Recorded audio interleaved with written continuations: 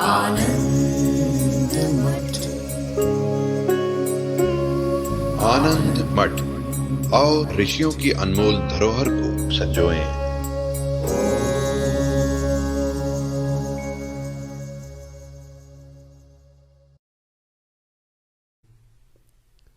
तो उपनिषद, तो वैसे उपनिषद का अर्थ है ग्रंथ विशेष, है ना। वेद का एक भाग, वेद का एक हिस्सा जिसमें तत्व ज्ञान की चर्चा है, उसे उपनिषद कहते हैं, है ना। ये विभाग हम लोगों ने कभी चर्चा की है, शायद आपको याद होगा। तो हमारी जो समूची वेद राशि है, ऐसा आचार्यों ने माना कि समूची जो वेद राशि है वो 1,00,000 मंत्रों में निबद्ध है। वेद में कुल कितनी ऋचाएं हैं, ऋचा भी बोलते हैं, मंत्र भी बोलते हैं, तो 1,00,000 मंत्र हैं। उन 1,00,000 मंत्रों को विषय वस्तु की दृष्टि से 3 भागों में विभाजित किया गया। जो प्रथम भाग है उसको बोलते हैं ब्राह्मण। ये परिचय आपको मालूम है, केवल उसको याद करने की जरूरत है। तो जो प्रथम भाग है वो ब्राह्मण कहलाता है, उसी को कर्म कांड भी बोलते हैं। तो जिसमें कर्म संबंधी विद्या का विधान है। कर्म माने ये जितने भी लौकिक या वैदिक कर्म होते हैं, तो उन समस्त कर्मों, जैसे कि आप छोटा सा ही एक कर्म संध्या करते हैं, वो भी एक कर्म है। तो संध्या करने की जो प्रक्रिया है, संध्या में प्रयोग होने वाले मंत्र हैं, वो सारे के सारे मंत्र वेद मंत्र हैं। तो वो जो मंत्र हैं वो ब्राह्मण भाग में प्राप्त होते हैं। तो इस तरह से जितने भी, चाहे वो काम्य कर्म हो, चाहे वो किसी भी उपासना आदि कर्म हो, तो समस्त कर्मों का विधान जिस हिस्से में हुआ है उसको ब्राह्मण खंड बोलते हैं। और इस खंड में लगभग 80,000 मंत्र हैं। तो वेद का आप समझिए जो 80% हिस्सा है वो कर्म कांड को समर्पित है। मनुष्य जीवन में कर्म की बड़ी महिमा है महाराज। व्यक्ति पूरा जीवन केवल कर्म में ही गुजार देता है। तो ये तो वेद का इतना बड़ा हिस्सा कर्म को क्यों समर्पित किया गया?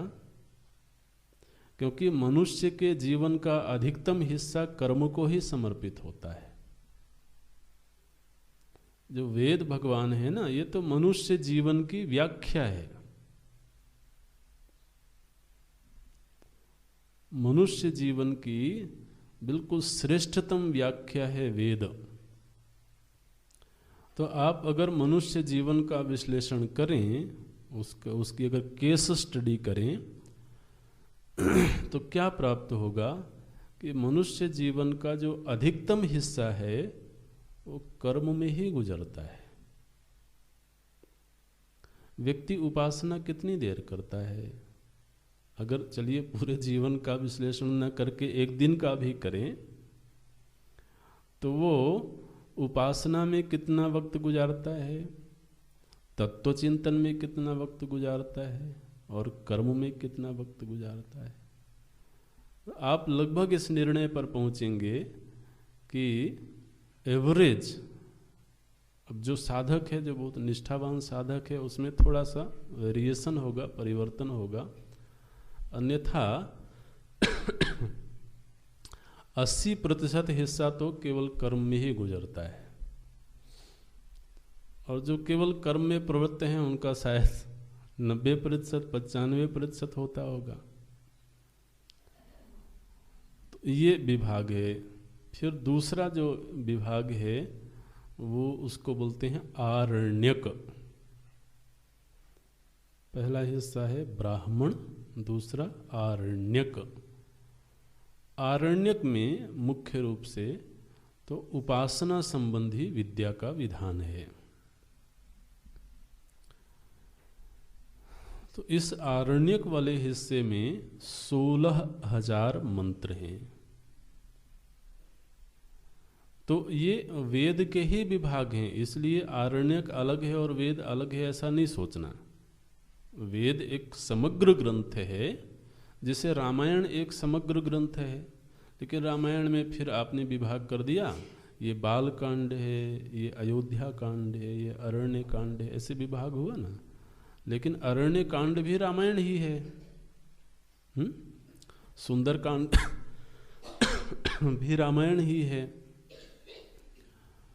तो अब चाहे भले गीता प्रेस वाले सुंदर कांड अलग से छाप दें लेकिन आप ऐसा थोड़ी कहोगे कि अब ये रामायण नहीं है, ये क्या है जी, बोले ये सुंदर कांड है। तो इसी तरह से ब्राह्मण भी वेद ही है, आरण्यक भी वेद ही है, वेद के विभाग हैं। और फिर बचते हैं 4,000 मंत्र।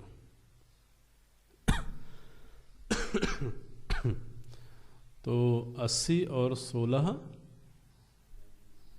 96 हो गए, है ना। तो 96,000 मंत्र तो कर्मकांड और उपासना कांड में हैं। बाकी के जो 4,000 मंत्र हैं, उन 4,000 मंत्रों वाला जो विभाग है उसको बोलते हैं उपनिषद। और उन 4,000 मंत्रों को बाकी से अलग क्यों किया गया? क्योंकि उन मंत्रों में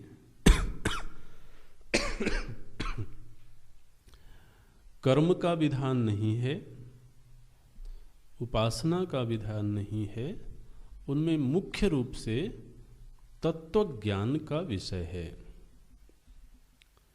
तो वेद के वो मंत्र, वेद का वो हिस्सा जिसमें शुद्ध रूप से तत्व चिंतन प्रस्तुत किया गया है, उस हिस्से को नाम दिया गया उपनिषद।